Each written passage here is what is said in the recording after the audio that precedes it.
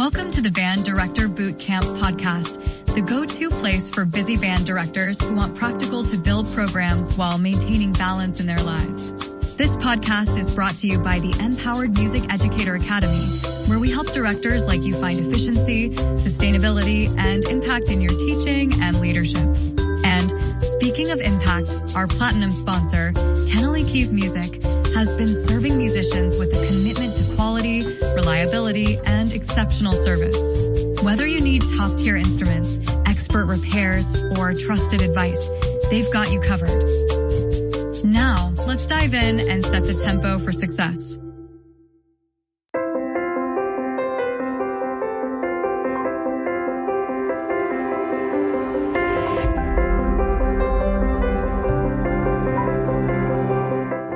Welcome to another episode of Band Director Bootcamp, the podcast with productivity and wellness tips for busy band directors. I'm your host, Lesley Moffat, and I'm really grateful to be sharing this platform with you. We know you don't have time to watch lengthy professional development webinars, so we bring you 20-minute tidbits with takeaways you can use to support you and help you thrive in this awesome career. Today, I have a guest with me. Her name is Megan Cooney, and she's from New Jersey, where she's the director of athletic bands at Rowan University. And Megan's going to talk about something that I don't think I've had anybody on the podcast talk about, looking at the collegiate life as a band director. And I know there's a lot of folks out there women who are at the collegiate level. I personally, that's not been something I've ever wanted to do. So I hadn't really thought about that, what that would entail. And in our pre-interview here today, Megan was bringing up so many things I never would have even thought of if I were on that career trajectory where that was something I'd want to do. Lots of things I never thought of that she brought up to me. And I was like, whoa. So I think if any of you are out there thinking of, is that college job track something I'm interested in, stay tuned here, because Megan has done the non-college and then moved to that and knows what she wished she had known back then to have made her life a little easier in that. So Megan, thanks for being here and sharing your wisdom today. Hi, thank you so much for having me. Hey, before we dive into this, tell us a little bit about you and where you've taught and the like, and what you were well prepared for and maybe not so prepared for as you moved into the college roles, and what kind of roles you've had. Sure. So I grew up in South Jersey. I actually received my undergraduate instrumental music ed degree from Rowan University as a student. So I'm actually an alum of there. From there, I went straight into my master's at the University of Massachusetts in wind conducting. And then after that, I went straight into teaching. I ended up teaching and moving a lot around the United States. I taught grades 4 through 12 in inner city Chicago for 2 years. And then I moved down to the Cincinnati area. And I taught with a nonprofit organization there called the Core City Music Project. And then after that, I ended up moving to Iowa, and I was the director of athletic bands at a small D3 university called St. Ambrose University in Davenport, Iowa. I stayed there for 6 years. When I was there, I built the marching band program, the pep band program, the WGI competitive percussion program, as well as the WGI competitive winter guard program there. And then after 6 years, Rowan University, which is where I'm at now, they had known that I had done all of that, and they called me and said that they were looking to build a college marching band program from scratch, and that there aren't a whole lot of people who know how to do that, but I'm one of them. So they reached out to me and encouraged me to apply, went through the application process, and now I'm at Rowan as the director of athletic bands and associate director of bands. All right. So when you went to your first role in the collegiate level, what are some of the things that you hadn't even thought of as being different, or that you should prepare for, that would be some of those roadblocks that surprised you? I think that when you're being asked to build something totally from scratch inside of a university, the best advice I have is to consider yourself like a small business owner, an entrepreneur, because everything starts and stops with you. So you will have to create job descriptions. You'll have to hire people, staff members. You'll have to let staff members go. All of the videography, photography, marketing, branding, website management, all of that is you, as well as balancing your budget. But at the collegiate level, budgets can get really large. So in music school, they're not training you to balance $1 million budgets every year, right? Like that can get a little scary. And sometimes you need to build your own accounting system, that works for you. Something that I didn't know that I would have to do, but at both institutions, I actually designed our uniforms. Because I literally drew them. Of course, we used different uniform companies at each institution to bring them to life. But what I found was when we created working groups to come up with what the uniform should look like, so many people are involved in that on campus that just a designer at a uniform company may not be able to meet everybody's expectations. And so in both instances, I can draw a little bit. Both universities asked me to design them. So then it gets into just having some knowledge, working knowledge of what's going to look good on most body types, why or why not, all that kind of stuff. So there's a lot to it. I would say you just have to have a mindset of literally everything is starting and stopping with you. So what the students are wearing, what they say, how you operate, who you hire, everything is you. Becomes your brand. Correct.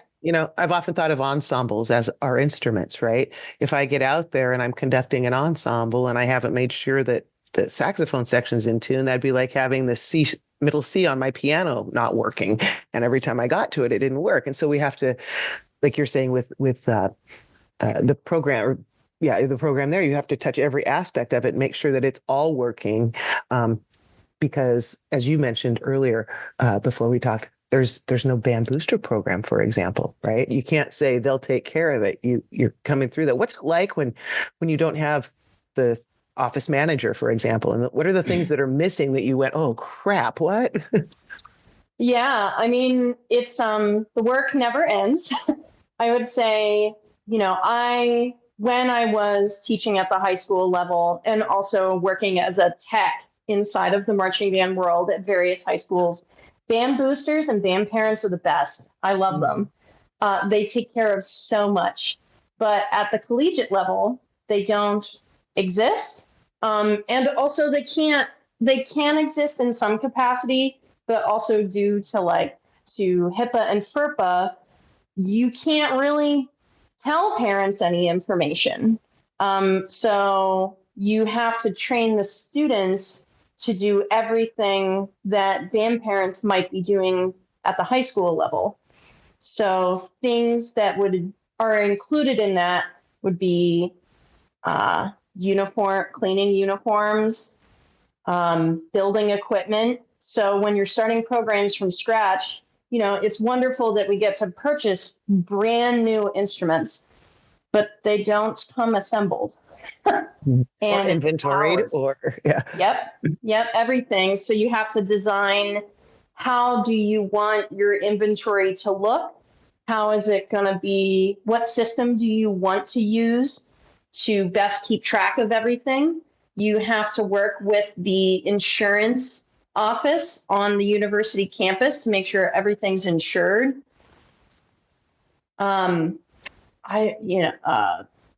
Medical waivers, ordering buses, ordering food, dietary restrictions. Our student leadership are paid, which is amazing. That's not true everywhere, but they do a lot of work that adults would be doing. So I was able to propose that they should probably be paid a stipend. And so they have to audition for their positions, and they go through an interview process. And then for that season, they're in charge of all those things. But you then have to train them on how to do those things, because when you're working with marching band or even some of your second bands at the collegiate level, not everyone is going to be a music major. And so now you're asking some students to do things that maybe a music major would understand, but maybe they're just an engineer, which is awesome, but they might not have that same content knowledge. So what I did then was I've developed my own student leadership training program that we do a week before school starts, like a week before band camp. And that's where I train them to do all the things I'm asking them to do. And then we hit the ground running. Okay, so I'm just curious. It sounds like you need a couple of years and a lot of money and a lot of education and all that to just get the structure in place before you can even make sounds and have an ensemble and get them enrolled in your ensembles. So we're going to take a quick break here and acknowledge our sponsors, and then we're going to come back and talk about that. So we'll come back right after we hear from the Empowered Music Educator Academy and Kennelly Keys Music. As band directors, we know that success is all about preparation, whether it's in the classroom, on the podium, or behind the scenes. That's why the Empowered Music Educator Academy is here to help you master time management, reduce stress, and create sustainable routines that keep both you and your program thriving. And when it comes to ensuring your musicians have access to top quality instruments and services, Kennelly Keys Music is the name to trust. From rentals and repairs to expert advice and outstanding customer service, Kennelly Keys is committed to keeping your program running smoothly. Visit KennellyKeysMusic.com today to explore their offerings and experience the difference of working with a company that truly cares about music education. Now, back to the show. Right, we are back with Megan Cooney, and we were talking about things happening at the collegiate level that are different than it. So if you're thinking about going into doing collegiate stuff, and this long list of all the things that have to be in place. And I'm like, Megan, I hope you get a couple of years and a big budget to get this organized and the training that you need to go from scratch to having that group out there at the first event. So how many years of preparation did you get to build all this up, and how did you really do it? So in my first position at St. Ambrose University in Iowa, I actually was not given, I was originally hired and was told that I would have a grace period of a year to do all the prep work to then hit the ground running in the following year. But then the university changed its mind. And so I actually had 2 months. Oh yeah. And that was the first time you were doing it? Yes. Yep. So I was hired, I think it was June 1st, and we had band camp in the third week of August. So, yep, that was a really quick turnaround. I can go through that process. That was chaotic, but I did learn a lesson in that if I ever had to do something similar, I would insist and made sure I had it in writing in my contract that it would exist in my second year at the university so that I could be hired a year out to do all of that prep work. Yeah. So you've probably, by doing this a couple of times now, have like a system, and you systematically could go through and say, these are the things.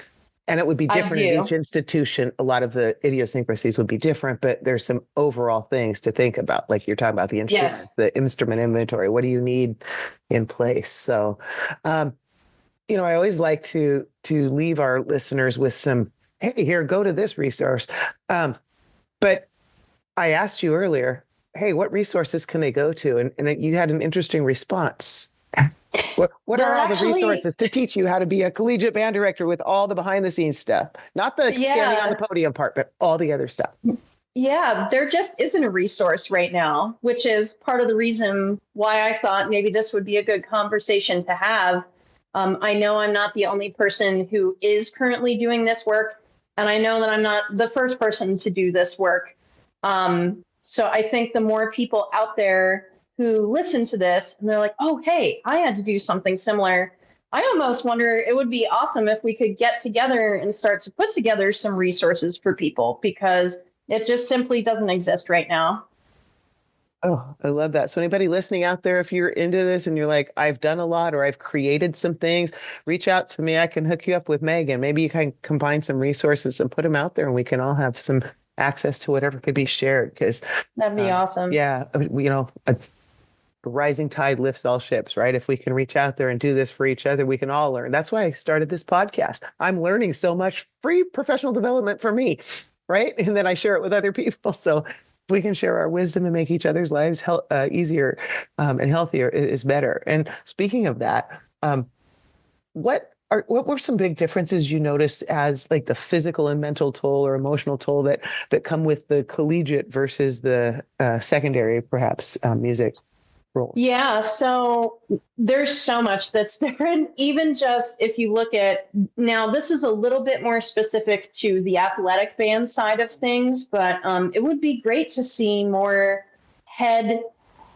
female, identifying or presenting people as the head athletic band directors at the collegiate level. We are few and far between, but something that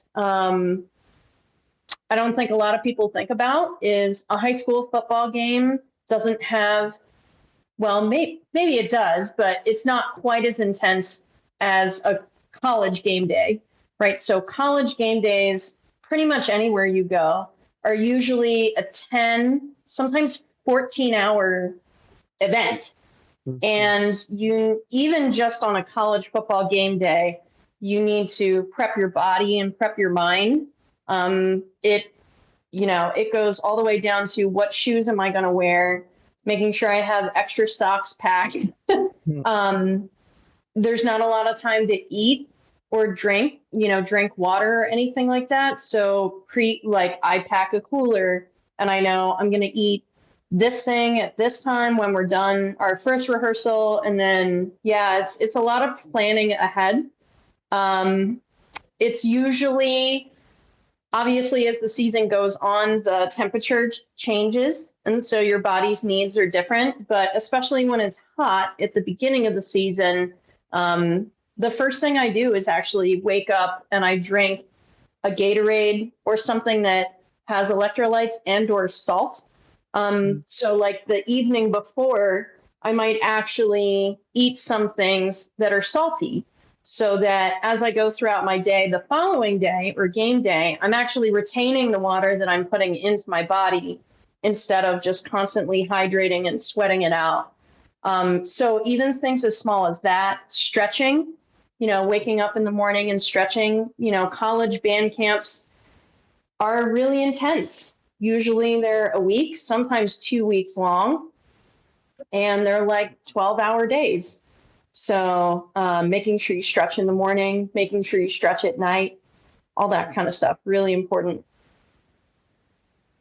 It's been cool, really eye-opening. And now there's probably lots of other things too that we didn't even get to touch on. But any of you out there that are considering this, if you've created anything or if you're part of this group, Megan presents at a lot of different state conferences. Keep an eye out if you're going to a conference for this topic. And if it's not there and you're an expert, put proposals in. Let's talk about this more. Maybe more people would think about doing the collegiate thing if it was talked about and we saw more women doing it, or more anybody. But I'm, getting folks out there. You got to think about or have some ideas of what to do. So we want to start the conversation, or if it's already started, cue us in so we can jump on board and be part of it, and serve even more people with these productivity and wellness hacks for you. Megan, thanks for giving up some time today and sharing your wisdom with us. Yes, thank you for having me. Yeah, that's a wrap for this episode of Band Director Boot Camp. Thank you to Megan and to all of you out there who keep showing up to teach music every day. Remember, success in music education isn't just about what happens on the podium. It's about taking care of yourself and setting up systems that work for you. Thanks for listening, and keep making a difference in kids' lives through the magic of music education. That's a wrap on this episode of the Band Director Boot Camp podcast.